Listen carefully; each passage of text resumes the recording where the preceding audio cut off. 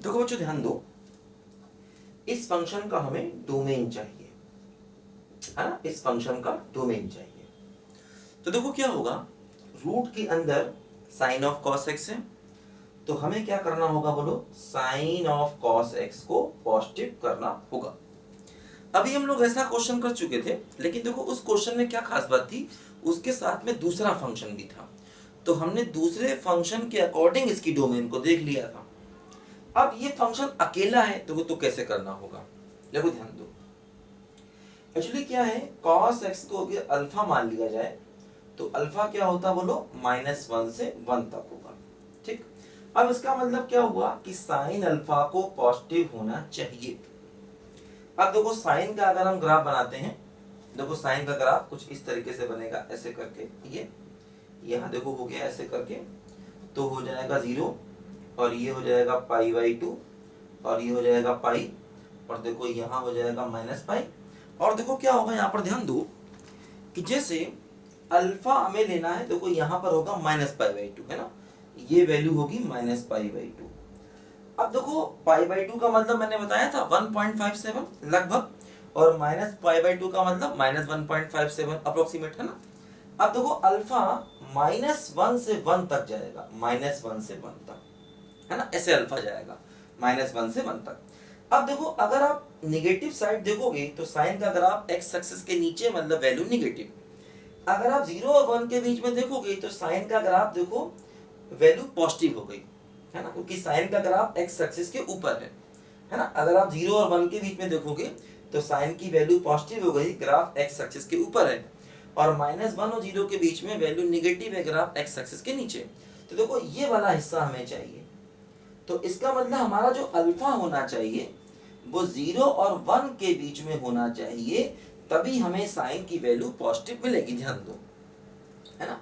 Actually alpha -1 से 1 तक है, तो -1 से 0 वाले हिस्से में देखो ग्राफ एक्स एक्सिस के नीचे है, साइन की वैल्यू निगेटिव है, जबकि 0 और 1 वाले पार्ट में देखो ग्राफ एक्स एक्सिस के ऊपर है, साइन की वैल्यू पॉजिटिव है।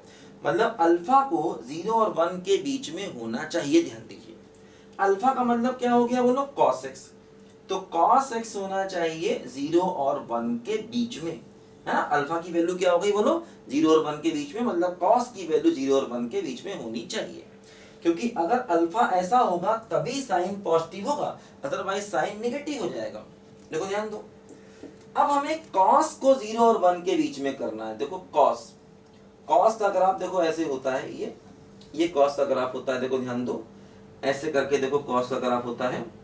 देखो यहाँ पर ये 0 हो गया, ये π/2 हो गया, ये पाई हो गया, और देखो ये -π/2 हो गया, और ये -पाई हो गया, ऐसे देखो ये cos का ग्राफ है।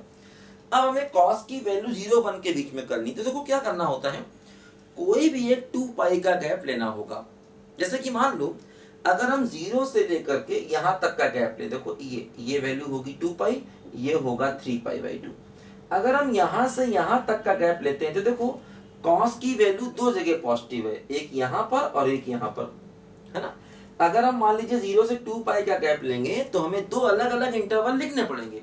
एक इंटरवल देखो 0 से π/2 होगा जहाँ cos पॉजिटिव है, एक इंटरवल 3π/2 से 2π/2 होगा जहाँ cos पॉजिटिव है। तो लेकिन अगर हम एक काम करें कि -पाई और पाई के बीच का गैप ले लें, देखो ये गैप ले लें, तो इस गैप में देखो ये भी 2 पाई का गैप है, बताया था मैंने पहले भी आपको, कोई भी 2 पाई का गैप ले सकते हैं। अगर हम 0 से 2 पाई तक का गैप लेंगे तो एक वैल्यू ये पॉजिटिव है, एक ये पॉजिटिव है, दो अलग अलग इंटरवल लिखने पड़ेंगे। लेकिन अगर हम -पाई से +पाई का गैप लेते हैं, देखो ये भी 2 पाई का गैप हो गया, तो इस 2 पाई के गैप में देखो अकेला ही इंटरवल क्या है बोलो, -π/2 से π/2 है, ध्यान दीजिए, -π/2 से π/2, है ना।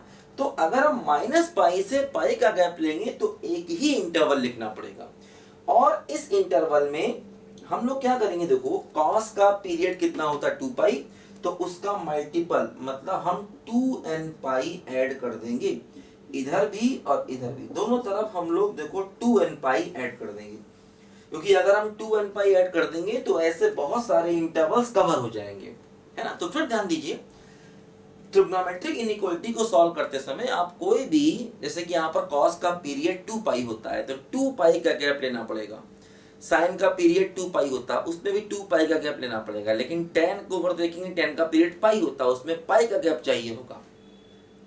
तो हम कोई भी 2 पाई का गैप ले सकते हैं, लेकिन दिक्कत यह है अगर हम 0 से 2 पाई तक लेंगे तो दो अलग अलग इंटरवल लिखने पड़ेंगे, लेकिन अगर हम माइनस पाई से पाई का गैप लेते हैं तो देखो इसमें एक ही इंटरवल लेना पड़ेगा, और वो इंटरवल क्या है, -π/2 से π/2।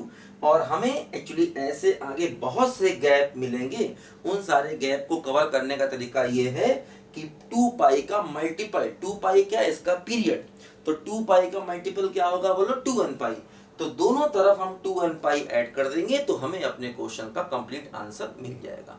तो यही हमारे क्वेश्चन का फाइनल आंसर है। तो ट्रिग्नोमेट्रिक इक्वेशन जहां भी आएगी उसको हम लोग इस मेथड से ही हमेशा सॉल्व करेंगे। देखो अब जैसे ट्रिग्नोमेट्रिक इक्वेशन यहां भी आई थी, लेकिन यहां पर साइन को पॉजिटिव तो करना था, लेकिन अल्फा फिक्स था, अल्फा था -1 से 1 तक और साइन को पॉजिटिव करना था, तो अल्फा की वैल्यू मैंने 0 और 1 के बीच में ले लिया।